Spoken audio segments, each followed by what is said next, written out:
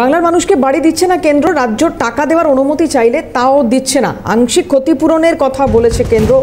রাজভবনের আলো বাংলার মানুষের টাকায় জ্বলছে। বাংলা থেকে টাকা নিয়ে যাচ্ছে কিন্তু বাংলাই বঞ্চিত হচ্ছে। মোদি বলেছেন খাউঙ্গা না খানে দুঙ্গা, তারও প্রেক্ষিতে কটাক্ষ করেছেন অভিষেক বন্দ্যোপাধ্যায়। এখন নতুন মডেল হলো না ঘর বানাউঙ্গা না বানানে দুঙ্গা, বিজেপিকে নিশানা অভিষেক বন্দ্যোপাধ্যায়।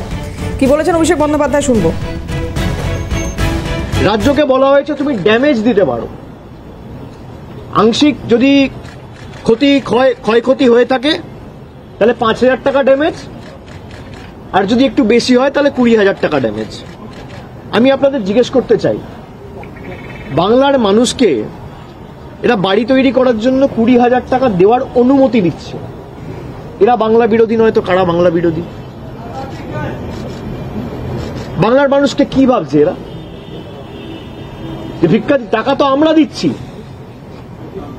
এই যে কেন্দ্রের প্রতিনিধি এসে থাকে রাজভবনে, যে আলোটা জ্বলে, এটা বাংলার মানুষের টাকায়, ভুলে গেলে চলবে না।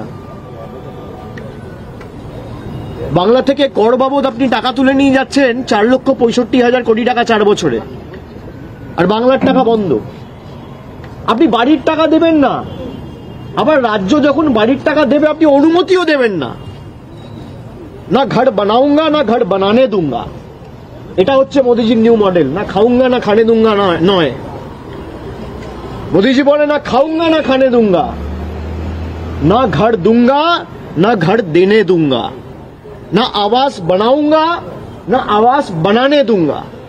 এটা হচ্ছে ভারতবর্ষের শাসক দল অর্থাৎ বিজেপির